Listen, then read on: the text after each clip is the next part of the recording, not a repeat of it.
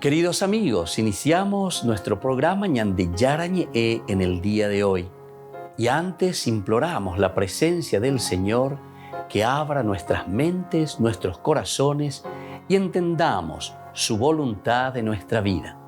Rezamos en primer lugar por nuestros gobernantes, electos por el pueblo, por la gente, para responder a las necesidades de la comunidad.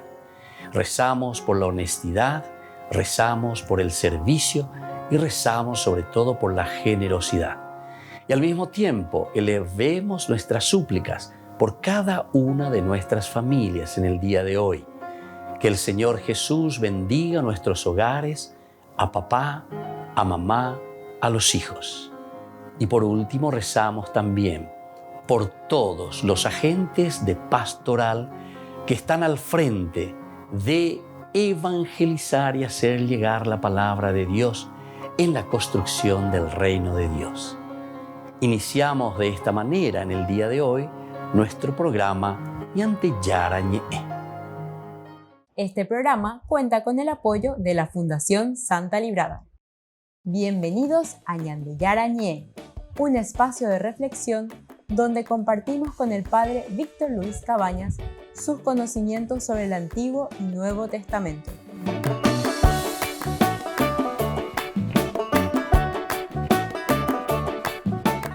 Comercial San Cayetano patrocina este espacio de evangelización.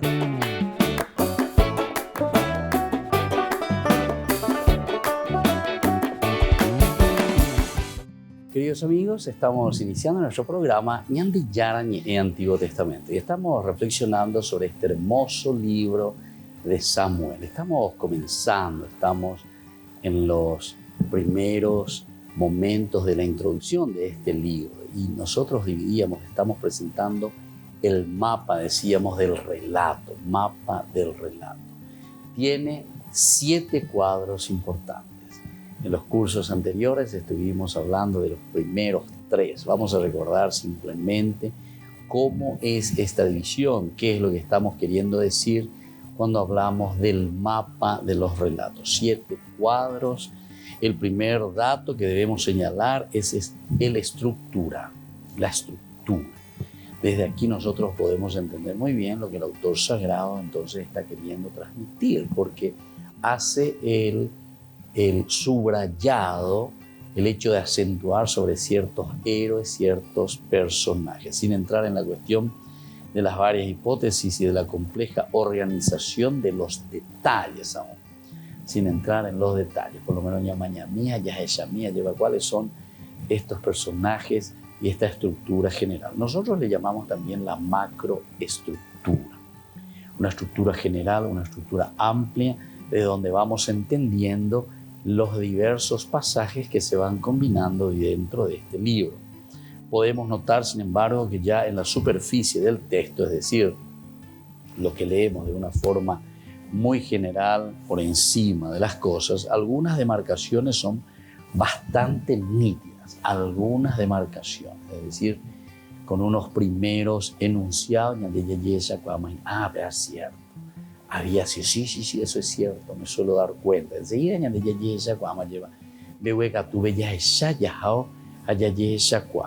qué punto se van subrayando ciertos elementos. Estas demarcaciones son bastante nítidas y elementales. Cada una de las áreas resultantes está preferentemente confiada a un héroe protagonista, rodeado de una multitud de personajes menores, personajes que también hacen parte de la escena, personajes que van rellenando pero que son importantes a pesar de que son secundarios en el relato. En algún caso el protagonista es doble, como el caso del auténtico duelo o dúo entre Saúl y David. ¿Por qué? Porque aquí los dos son importantes. Si es Saúl, si es David, cómo se va desenvolviendo, desarrollando. El primer cuadro se contiene en 1 Samuel del capítulo 1 al 7. Tiene como actor dominante a Samuel, que es seguido desde el nacimiento físico, capítulo 1, luego el nacimiento espiritual, capítulo 3, hasta los comienzos del gran cambio institucional. El gran cambio institucional será de los jueces a la monarquía, es decir, el rey. El fondo está recorrido por sombras y pesadillas, es decir, los filisteos, el arca en el templo de Dagón. O sea, son situaciones bastante complicadas. Ella va me captupe, oye, acá o batajo, y cómo Dios se va revelando, sobre todo con estas historias dentro del pueblo. Ahora, con el capítulo 8, que llegará hasta el capítulo 11, se abre el segundo cuadro. Aquí hablamos ya del segundo cuadro, como Pequeña presentaba, que se desarrolla y concluye con la copresencia de dos actores, Samuel y Saúl. Aquí son dos, de nuevo, doble, Samuel y Saúl. Cada uno pues son muy importantes en la narración. Te lo detallo igual, se lleva moto, o ya pina, a Samuel, a David, y así cada uno. La mezcla de los dos, de estas relaciones entre Saúl y Samuel, sobre el nacimiento de la monarquía con estos dos, hace que junto a escenas luminosas, victorias de Saúl, capítulo 10 y 11, haya también páginas negativas, como el capítulo 15. Con el capítulo 16 de 1 Samuel hasta 2 Samuel 1, nos encontramos con una cerrada confrontación entre Saúl y David. El relato en este tercer cuadro es muy rico, upea la tercer cuadro. La confrontación directa entre Saúl y David. Y aquí yo pienso que está de nuevo el caracú dentro, por lo menos de este primer libro. A eso queríamos llegar, porque aquí estamos queriendo ver, queríamos entender hacia dónde apunta la hegemonía, ¿verdad? Maba a ver la rugina, lleva ya a enseñar. Maba a ver la oña no iba, pues amaba de yara o moiba, vertiendo taishara. Por lo tanto, el relato en este tercer cuadro es muy rico, lleno de golpes de escena de personajes diversos. Aquí aparecen Goliat, Jonatán, Nabal, Abigail, aparecen los sacerdotes de Nob, Aquis, etc. y muchos otros. Volvemos enseguida con más de Yarañe en Antiguo Testamento.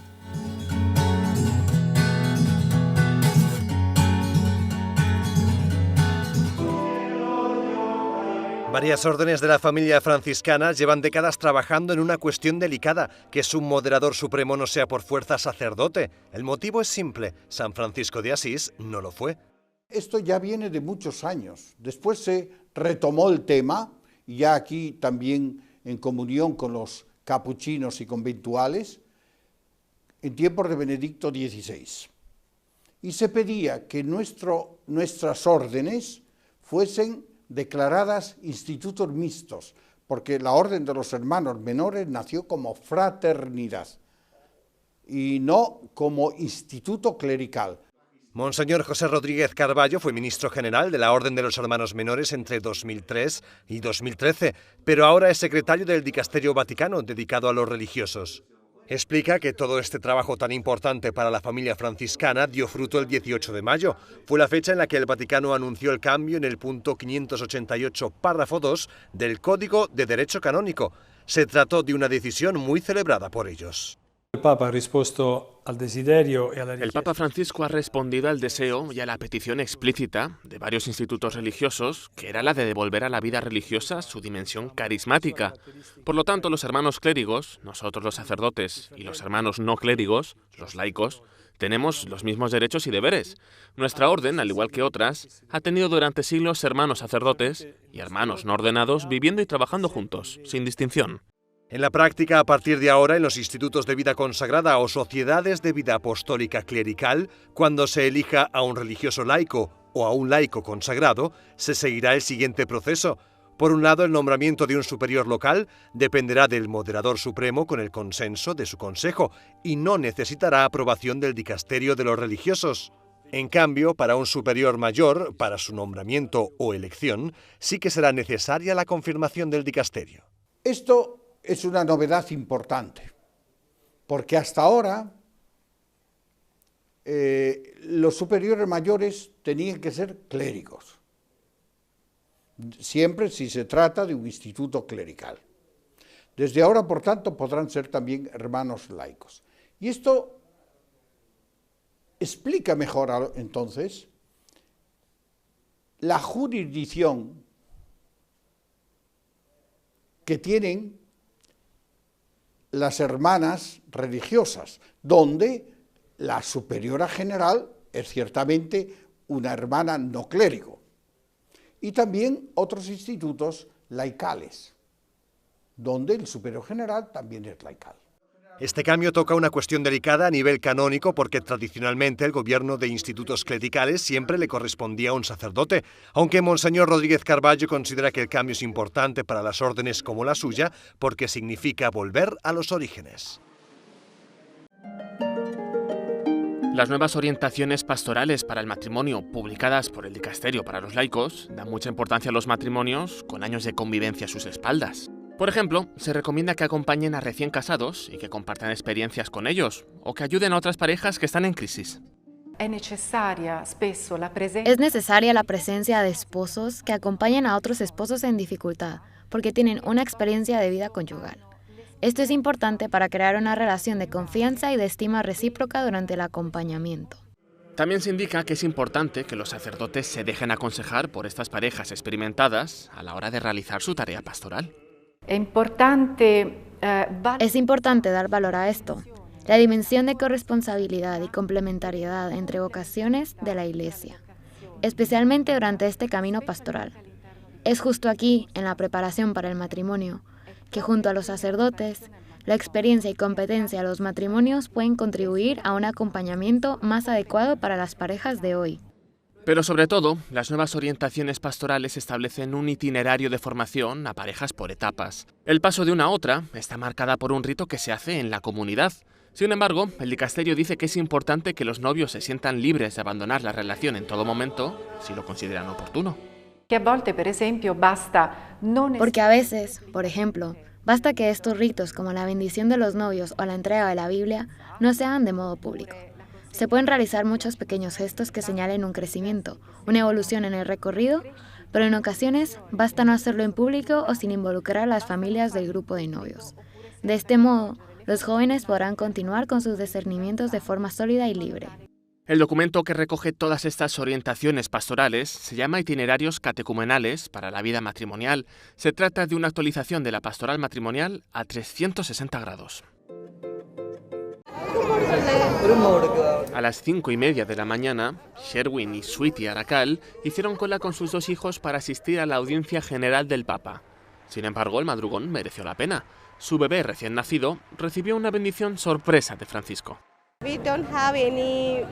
No tenemos nada especial, no tenemos ninguna entrada especial para las bendiciones. Pero nos vieron con un bebé pequeño y nos llevaron adentro, así que estamos muy felices hoy. Muy, muy felices. Originarios de la India, Sherwin y Sweetie Aracal se trasladaron a Roma para casarse y formar una familia. En la tradición india, se anima a las madres a no salir de casa con su recién nacido hasta aproximadamente 40 días después del parto. El día que Sweetie pudo salir de casa, su primera prioridad fue llevar a su bebé a la Basílica de San Pedro. El sábado pasado cumplió 46 días y entramos en la Basílica del Vaticano. Su primera visita es el Vaticano en Roma. Y después, en su segunda visita en la audiencia, recibió la bendición. Nuestra vida es bendecida, muy bendecida. Aunque los Aracal están lejos de su familia en la India, confían en que la bendición del Papa se extienda a todos sus familiares en casa.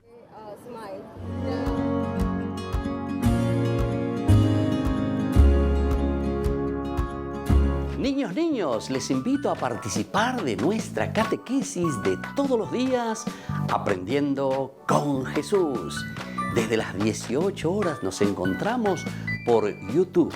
No se olviden, queridos niños, que Jesús a través de su palabra nos enseña tantas cosas lindas. Y ustedes no se olviden de suscribirse y de activar la campanita. Nos vemos allí, queridos niños, Aprendiendo con Jesús.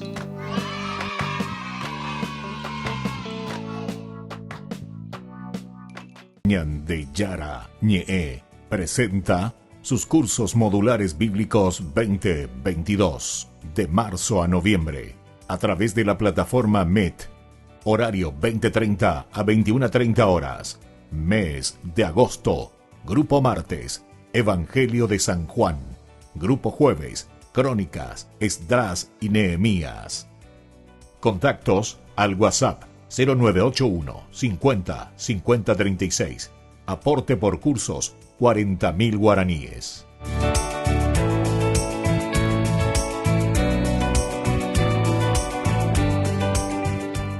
Queridos amigos, les invito a todos a participar de los cursos bíblicos Ñande Yarañe e Antiguo Testamento.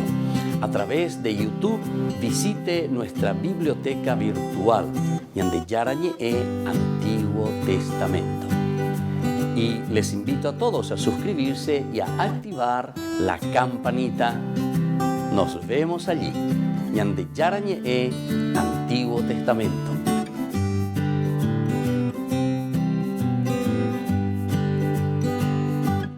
Les invito a participar de nuestro programa Jóvenes para los Jóvenes en Familia. Nos encontramos todos los domingos a las 15 horas por YouTube. Allí participamos y encontramos a jóvenes venidos de distintas latitudes de nuestro país con sus ideales, con sus proyectos, con sus actividades, con sus esperanzas y principalmente con sus testimonios de vida. Les invito a acompañarnos todos los domingos por YouTube, Jóvenes para los Jóvenes en Familia.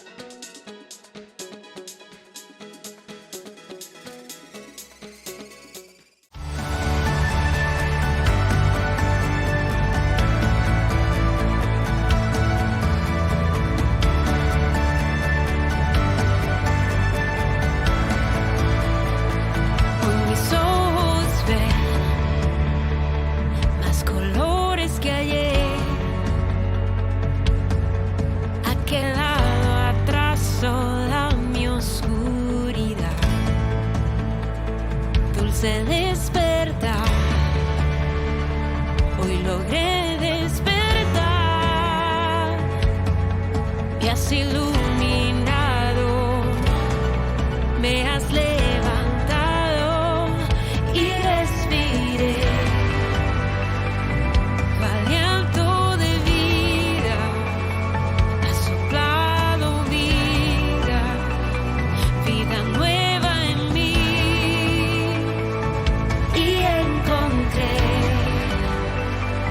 Un nuevo horizonte, la luz de tu rostro, y hoy puedo ver un nuevo amanecer, es un nuevo día, hoy la luz brilla con más intensidad, tu amor me renovó, tengo claridad, tengo libertad y muchas ganas de vivir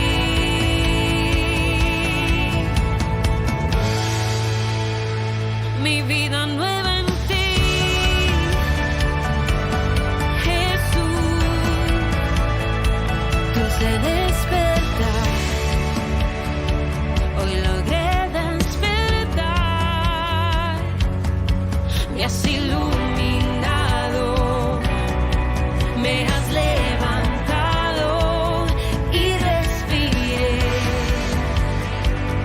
tu aliento de vida, has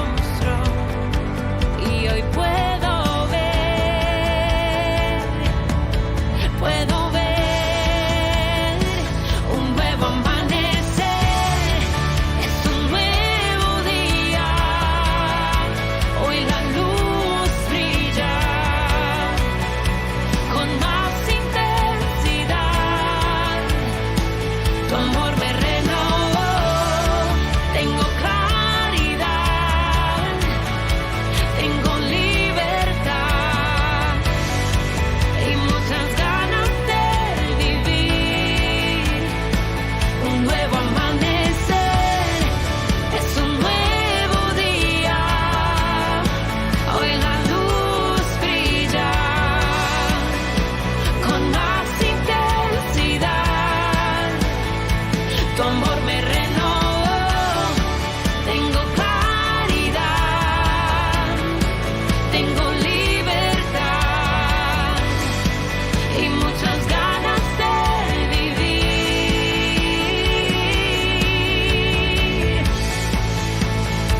mi vida nueva en ti, Jesús, Jesús. Oh, mi vida nueva en ti,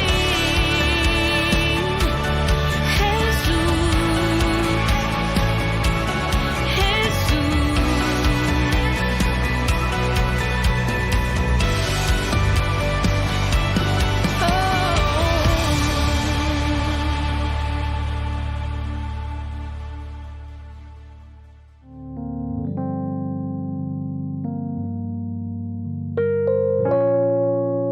Queridos amigos, seguimos con Ñande Yarañe en Antiguo Testamento. Estamos nosotros reflexionando sobre este hermoso libro de Samuel.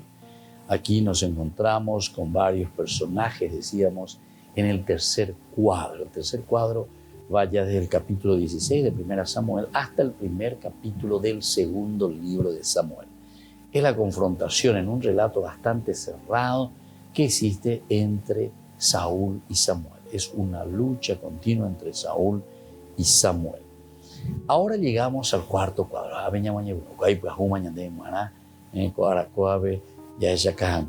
El cuarto cuadro entra plenamente en escena la figura de David, el protagonista de 2 Samuel entero. 2 Samuel entero, cuarto cuadro. Entonces, David será el protagonista importante desde el capítulo 2, ¿verdad? Aquí entonces ya entra completamente. De 2 al 6, David asume oficialmente el reino poniendo sitio a Hebrón. Entonces aquí elementos de la acción de David en todo caso, porque el personaje siempre será David. Pero de nuevo aquí hacemos una subdivisión en el segundo libro de David. Y aquí encontramos este libro que se dedica exclusivamente a David a través de la narración, como decimos nosotros, del mismo profeta o juez, cualquiera de los dos, que es Samuel, porque él representa a los dos. El reino poniendo sitio a Hebrón, es decir, David, que está comenzando, lo primero que hace, Hebrón, con la conquista de Jerusalén y con el traslado del arca a la nueva capital. Después tenemos entonces este capítulo importante. Mientras que en el horizonte se adivina la sombría presencia de Joab, el omnipotente y sanguinario sobrino de David, que tanta parte tendrá en la gestión política del reino. Joab, entonces, también tendrá aquí una presencia, una gestión política bastante fuerte en el reino. Los capítulos 7 al 12 del quinto cuadro, aquí ya entramos, el quinto cuadro, son los más densos y tensos a nivel teológico, pues la narración gira en torno a la promesa divina y al pecado de David. La promesa de Dios para con David, el famoso reino, ¿verdad?, que Dios le promete y que tiene que durar. También los esplendores y las miserias de esta figura, es decir, de David. ¿Cuáles son las cosas positivas, las cosas lindas? Siempre todo esto se va aquí, en este lugar, se va hablando, se va mostrando. Pero el relato se presenta y, sobre todo, de una manera va cayendo, ¿verdad?, en picada, se precipita luego en el drama con el sexto cuadro. El sexto cuadro lo tenemos desde el capítulo 13 hasta el capítulo 20, dedicado a la revolución de Absalón, que entre otras cosas revela la fragilidad del reino. La fragilidad del reino de David. Y aquí entonces entramos en un declive tremendamente del poder de David, como va perdiendo fuerza su propio hijo Absalón. Y nos encontramos así en los capítulos 13 al 20, traiciones, espías, de doble juego, maniobras de poder de Joab, escándalos de Harén, sangre de rebelión de Sebá.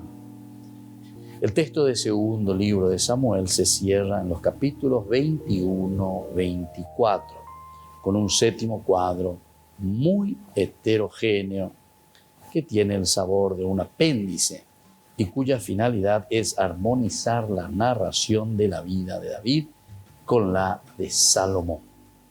Aquí procuramos entrar en esa armonización. David, que ya va a ir dejando el poder, pero que al final de cuentas tiene que dejar en manos de su hijo Salomón. Y para eso hay que ir armonizando, hay que ir viendo. En este apéndice se reconocen al menos 6 perícopas, una síntesis de datos diversos, carestía y guerras contra los filisteos. Una primera lista de los valientes de David, la cita del Salmo 18, otro cántico con el testamento de David, una segunda lista de los valientes, el censo, la peste, el altar, la prefiguración del templo salomónico. Bueno, todo esto entonces sui generis, decíamos, 7 cuadros muy importantes. Vamos a repetir de nuevo.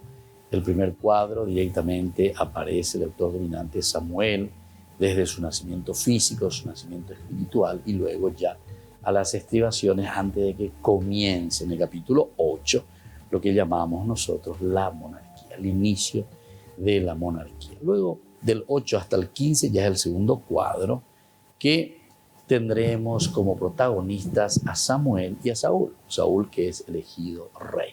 Y todo esto entonces se irá desarrollando hasta el próximo capítulo. Volvemos enseguida con más Ñan de Yarañé en Antiguo Testamento.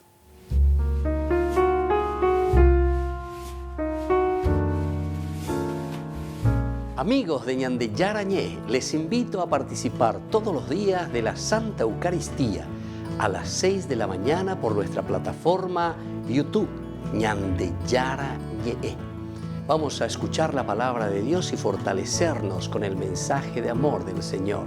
Vamos a renovar nuestra vida y sobre todo vamos a caminar con el cuerpo y la sangre de Jesús que nos alimenta. Les invito a suscribirse y a activar la campanita. Ñan de Yarañé YouTube.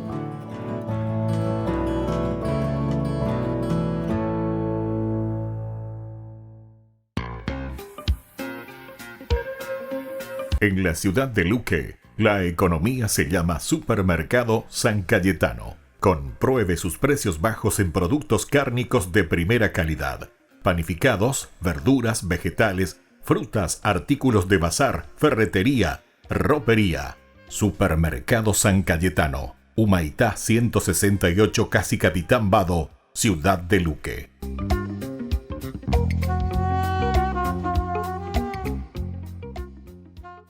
Queridos amigos, ¿quieren conocer los libros del Nuevo Testamento?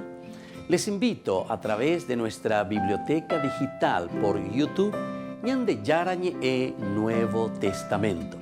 Ya hemos desarrollado los libros de San Marcos, San Mateo y ahora estamos comenzando el libro de San Lucas.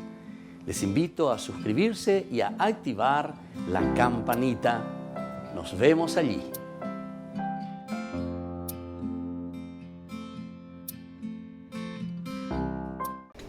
Les invito a formar parte de la Fundación Ñan de Yarañé. Con su aporte nos está ayudando a la evangelización de las familias. Sus aportes lo pueden hacer a través de Giros Tigo y también a través de la cuenta de la Fundación Ñan de Yarañé. Que el Señor Jesús les bendiga y multiplique su generosidad.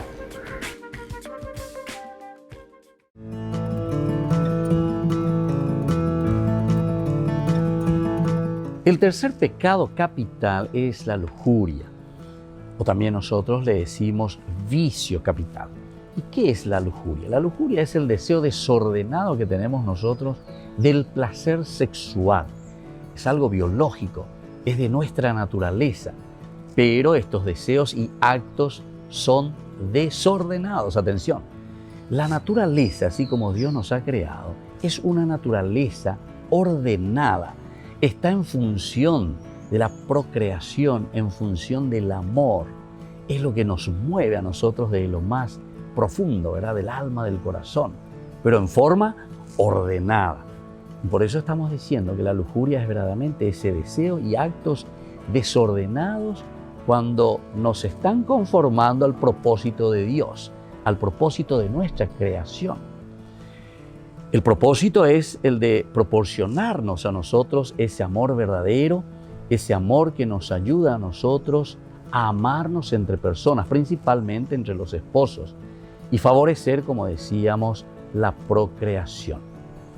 Es un pecado contra el sexto mandamiento, así como nosotros conocemos en el Éxodo capítulo 20.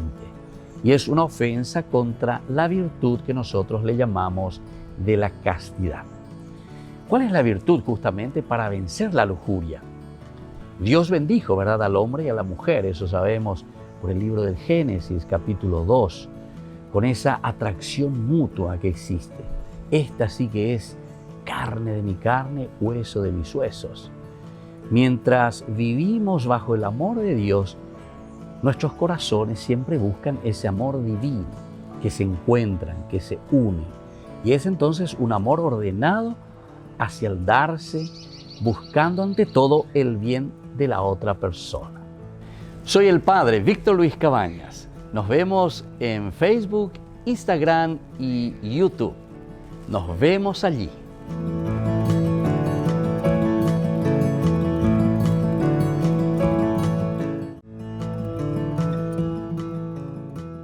Biografía del siervo de Dios, Padre Julio César Duarte Ortellado, hijo de don Simón Duarte Jiménez y doña Juana Bautista Ortellado Espínola.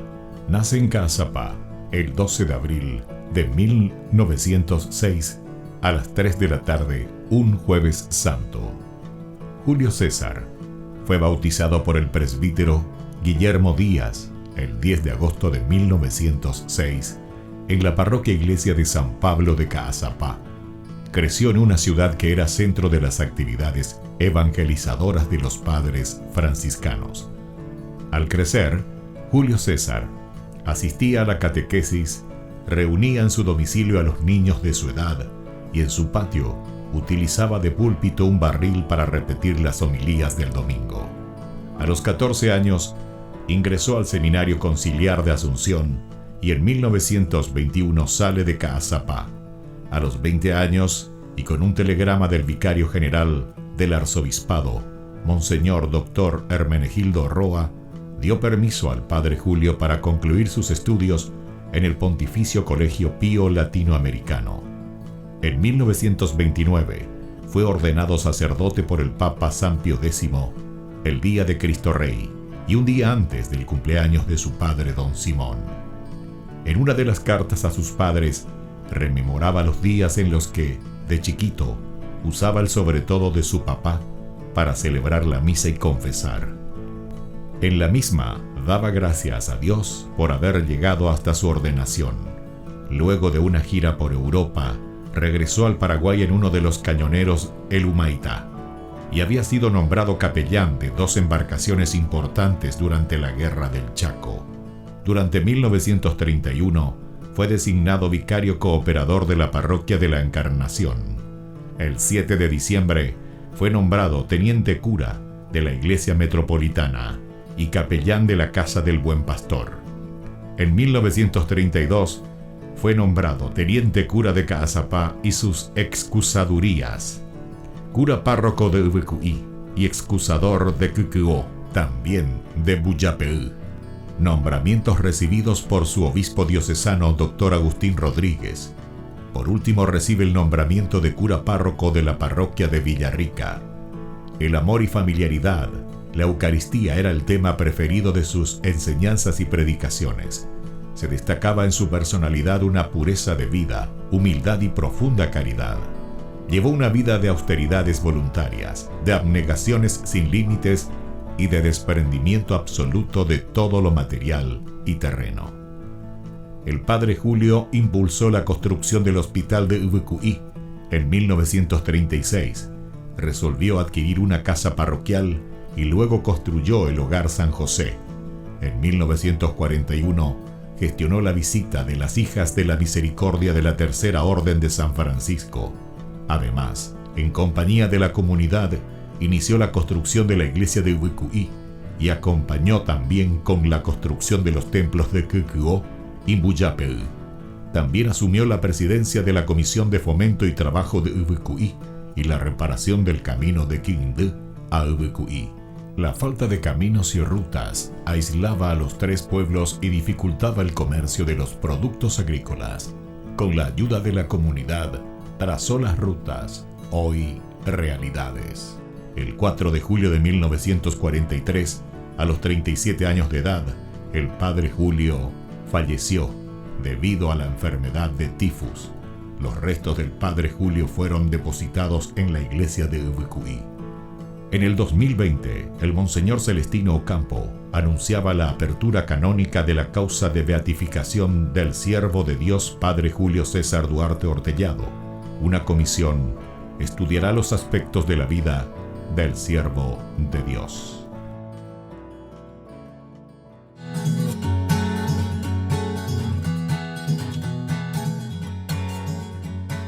Queridos amigos, seguimos con Ñande Yarañe en Antiguo Testamento. Estamos reflexionando en este momento sobre el libro de Samuel. Aquí nos encontramos ante algunas escenas interesantes.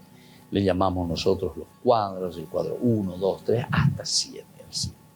Estamos en este cuadro número 3. Hemos dejado hasta el 2. El 2 comienza el de la monarquía, del 8 hasta el 15. Aquí ya aparece Saúl y Samuel en esta relación. Luego del capítulo 16 de 1 Samuel, que ya va hasta el fondo, hasta el final, e incluso el primer capítulo del segundo libro de Samuel, nos encontramos en esta cerrada confrontación entre Saúl y David. Es una pelea frente a frente, Saúl y David, en este tercer momento, en este tercer cuadro, que es muy rico, ciertamente, lleno de golpes, de escenas y de personajes diversos que van apareciendo desde el capítulo 16 hasta el primer capítulo del segundo libro de Samuel.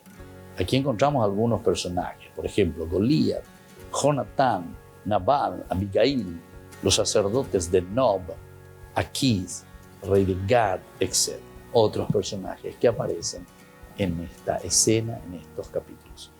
Luego culmina en la trágica escena final de Saúl, que se suicida en los montes de Gelboe. Ahí termina este tercer momento. Y comenzará el cuarto, que ya entra plenamente en escena la figura de David. Y esto será hasta el final del segundo libro de Samuel, la figura de David que ocupará todo el segundo libro. Prácticamente del primero, ¿verdad? Pero podemos decir que ahí todavía en relación en ese primero con todo lo que significó la guerra, la persecución, la lucha entre Saúl y David. Desde el segundo capítulo, David, que ocupa como centro, como héroe, hasta el último capítulo del segundo libro de Samuel. Pero esto nosotros lo podemos volver de nuevo a subdividir, y es importante por las diversas escenas que van aconteciendo aquí. En el cuarto ya tenemos a David, que asume oficialmente el reino poniendo sitio a Hebrón. Estamos en el segundo libro de Samuel, capítulos 2 al 6. 2 al 6 es el asumir directamente, ¿verdad?, de David. Es David el que asume el gobierno, el puesto como monarca, y pone sitio a Hebrón. Esto es el capítulo 4. Luego seguimos un poco y nos encontramos con el quinto capítulo, o mejor dicho, la quinta parte, con los capítulos 7 al 12. Los capítulos que se refieren al 7 y al 12 nos hablan, que son los más densos y tensos, por la cuestión teológica. Aquí hay más un reflexionar teológico, y reflexionar teológico sobre la promesa divina y el pecado de David. Las promesas que Dios hace, esa promesa divina sobre el reino de David. Y en este sentido, en torno de las miserias, pero también de los esplendores de David. Por eso que este capítulo es bastante denso, del 7 al 12. Y el relato luego ya cae en su drama en el 6º capítulo, que comienza la pelea, la lucha con su hijo Absalón, la persecución a Absalón. Aquí se demuestra que el reino está bastante frágil, el reino va cayendo en picada. Estamos en 2 Samuel capítulo 13 al 20. Revela entonces toda esa fragilidad del reino. Maniobras de poder también de Joab aparecen aquí. Joab, siempre encontramos escándalos también del harén de David, sangre, rebelión de Sebá. El texto del segundo libro de Samuel se cierra en los capítulos 21 y 24, que sería el 7º cuadro. El 7º cuadro, capítulos 21 y 24, que es bien heterogéneo, subgéneris, es decir, hubiera copa de todo un poco, bastantes temas, la narración de la vida de David con Salomón, en su relación opacueteo, ¿verdad? Como que le deja, le da la orden, le va organizando. Luego, 6 perícopas, una síntesis de datos diversos, carestía, guerras contra los filisteos, una primera lista de los valientes de David, la cita del Salmo 18, otro cántico con el testamento de David, una segunda lista de los valientes, el censo, la peste, el altar, prefiguración del templo, Salomón. Entonces, capítulo 24, en que termina con ese censo, ¿verdad? Y sobre todo, la prefiguración del templo, Salomón. Todos estos capítulos, queridos amigos, lo iremos leyendo, ciertamente. Allí cuatro ya hoy para la diseñan de Hamoto, bañante la yapitaña. Lo que el autor sagrado nos está queriendo mostrar, lo que el autor sagrado nos quiere regalar. Volvemos enseguida con más ñande Yarañe, Antiguo Testamento.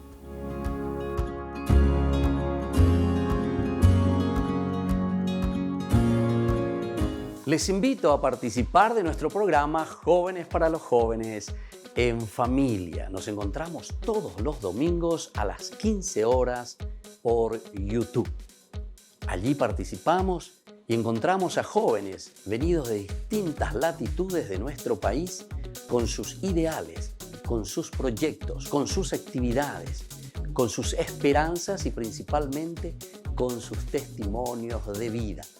Les invito a acompañarnos todos los domingos por YouTube, Jóvenes para los Jóvenes en Familia.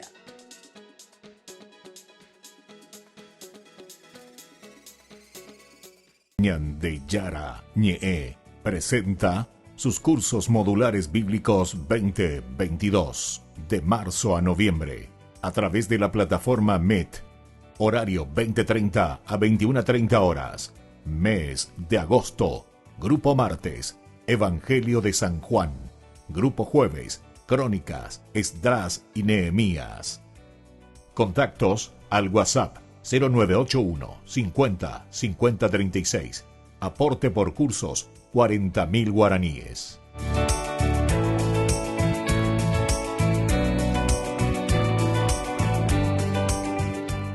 Niños, les invito a participar de nuestra catequesis de todos los días, Aprendiendo con Jesús. Desde las 18 horas nos encontramos por YouTube. No se olviden, queridos niños, que Jesús a través de su palabra nos enseña tantas cosas lindas. Y ustedes no se olviden de suscribirse y de activar la campanita. Nos vemos allí, queridos niños, Aprendiendo con Jesús.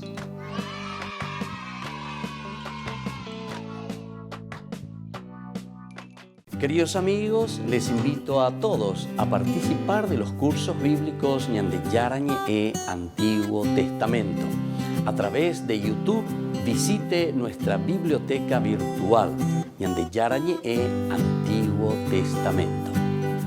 Y les invito a todos a suscribirse y a activar la campanita. Nos vemos allí. Ñande Yarañe, Antiguo Testamento.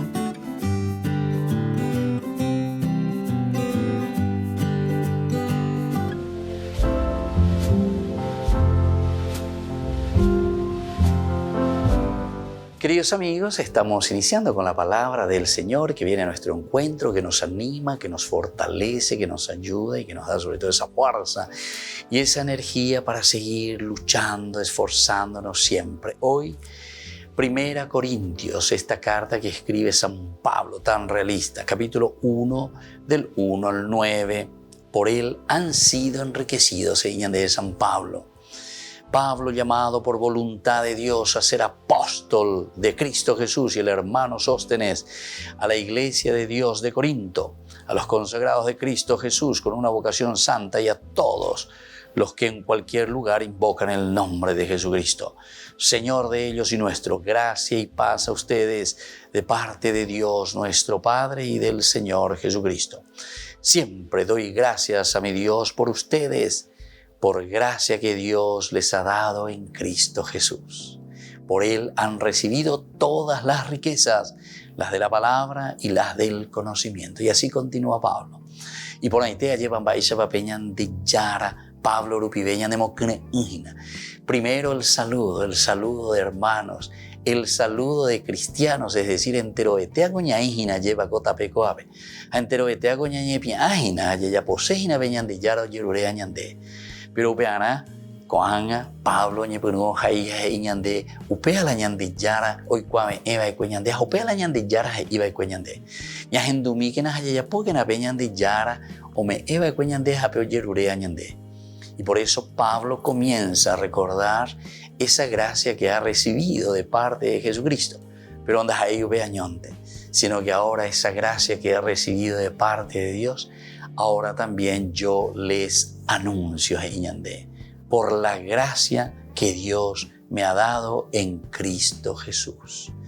Pidamos también que seamos así como Pablo, servidores de los demás, anunciadores de la vida de Cristo. Es decir, nuestro cristianismo, nuestro testimonio, peñan de rogapuibe, peñan de netame, fuera la corrupción, fuera la maldad, fuera el egoísmo.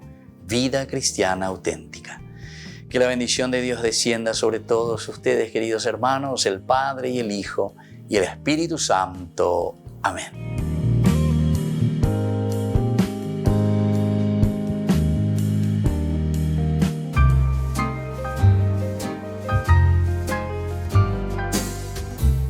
Hablemos sobre el dinero.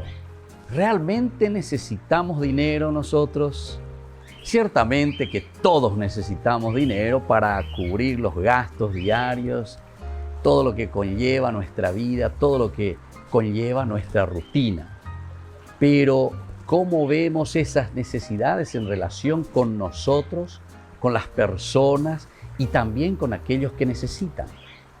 ¿Qué tanto nos preocupamos también nosotros por adquirir dinero en el día a día? Si nos preocupamos más por el dinero que por el gozo de vivir incluso. Porque algunos consiguen mucho dinero, pero después están más preocupados en acumular, en guardarlos, pero al final de cuentas tampoco lo ponen al servicio ni de su propia vida ni de la comunidad. Ahora nos preguntamos, ¿Jesús está en contra del dinero? Para Jesús, en realidad, el dinero es un ídolo peligroso, pues cuando uno le da culto, ahí está el problema, y acapara a la persona y no la suelta, ¿verdad? Nos tiene atados. Entonces, cuando el dinero pretende dar respuestas también a la vida que solamente Dios puede dar, ciertamente que nosotros estamos rindiendo culto al dinero. Ahora nos preguntamos, ¿es mala la ambición de acumular, de tener dinero? Y bueno, primero tenemos que hacernos algunas preguntas que son preguntas retóricas que nos irán dando la respuesta. Primero tenemos que preguntarnos lo siguiente: ¿cuál es el fin último de lo que estamos nosotros ambicionando? Si nos damos cuenta que eso que estamos ambicionando es egoísta, si se hace daño a otras personas cuando estamos adquiriendo ese dinero, o si estamos ambicionando simplemente para impresionar a otros, definitivamente que yo soy, ¿verdad?, la persona que consigo, yo soy la persona que trabajo, entonces esa ambición puede ser peligrosa. Pero sin embargo, existe una ambición buena cuando nosotros encontramos los buenos fines de cómo utilizar las riquezas de la naturaleza, de todo lo que el Señor nos da. Y en este sentido, el dinero siempre tiene el sentido positivo para hacer crear y crecer a la comunidad.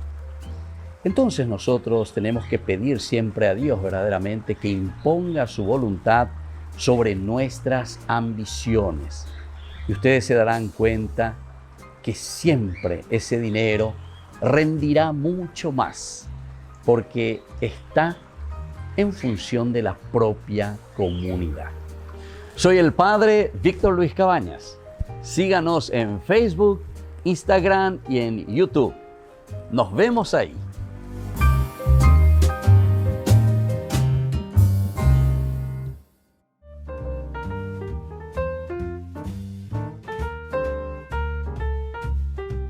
Queridos amigos, seguimos con Ñande Yarañe. En Antiguo Testamento estamos nosotros reflexionando sobre este hermoso libro de Samuel.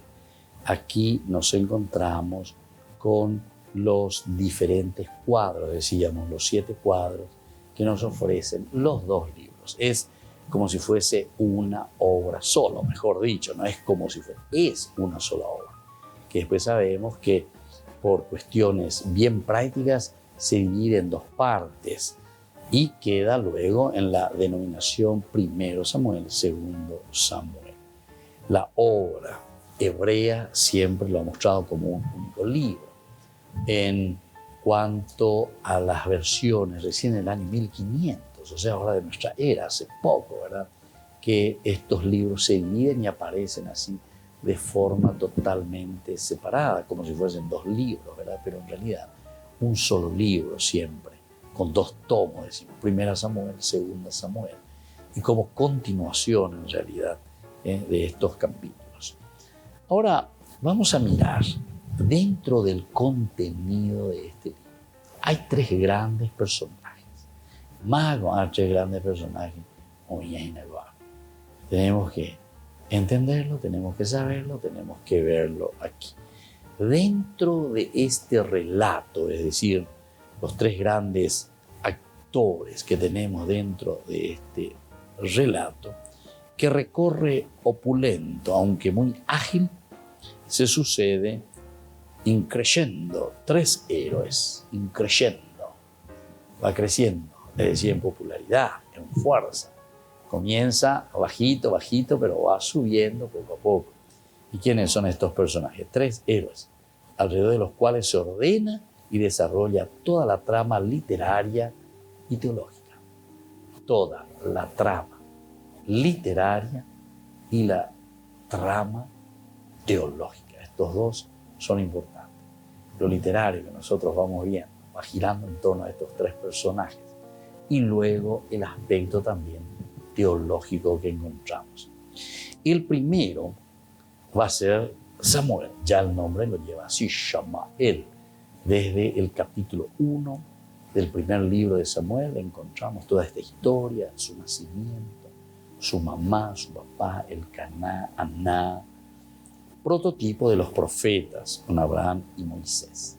Samuel entonces es también un prototipo de los profetas bíblicos, último de los jueces, otra característica que nos cuenta el mismo libro, que es el último de los jueces, padrino poco entusiasta del giro institucional de la monarquía. Es decir,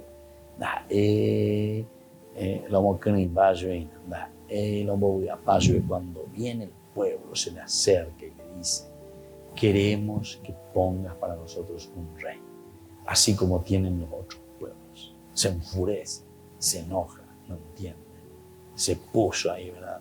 Se amarga la vida, se pone a rezar, Pero vengan de Yaran y eso, ni yo voy a pedir. Yo consultaba al Señor, y ya digo que está vengan de Yaran. O vengan de Yaran y eso, sí, déjale, me eso, bueno.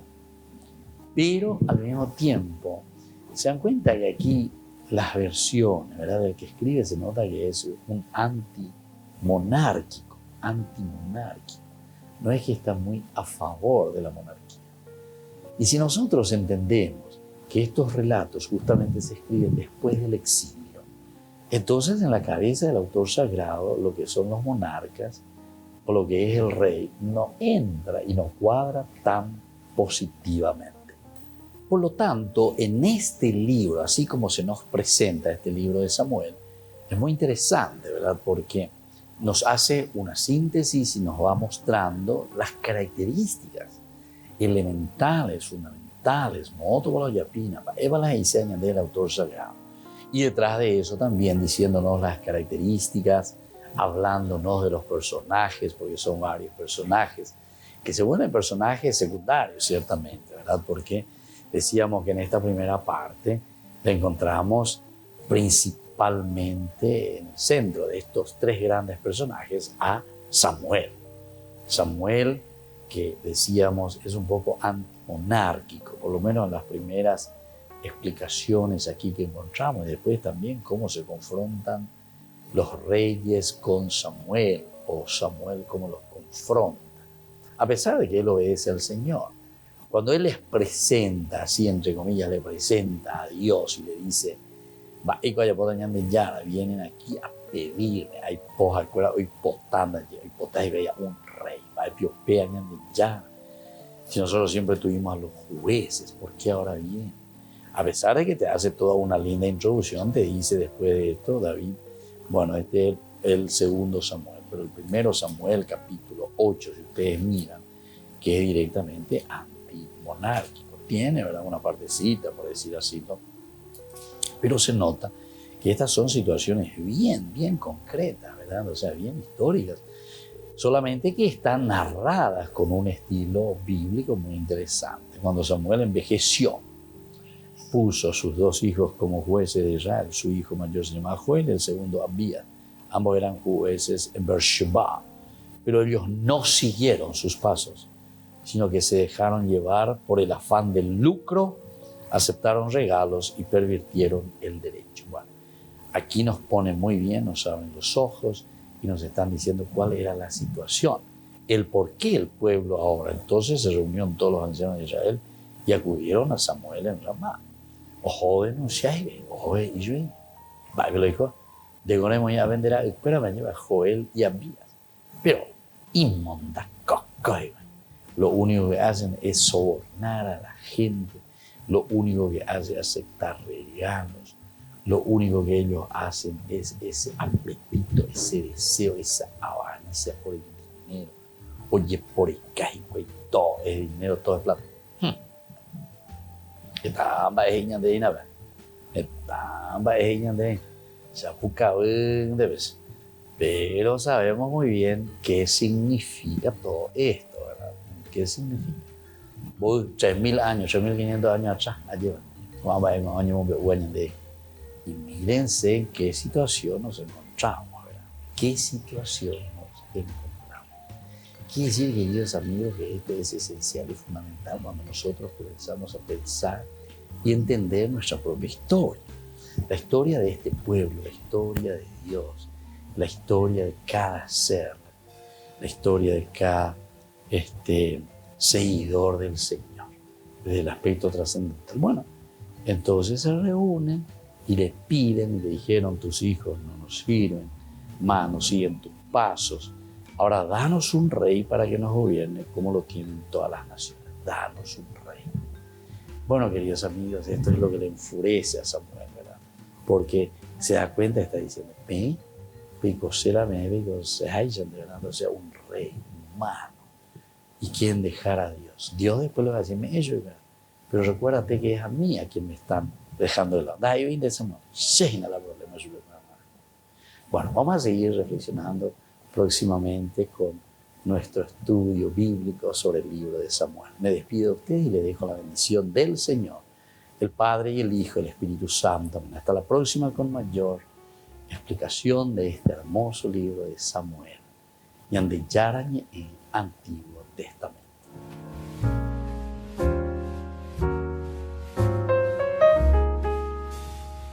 Este programa cuenta con el apoyo de la Fundación Santa Librada. Con esto concluimos nuestro programa Ñande Yarañe con el Padre Víctor Luis Cabañas. Les invitamos a todos a seguirnos todos los días por los medios de comunicación y también en nuestras redes sociales, Facebook, Instagram, YouTube. Que Dios los bendiga y proteja.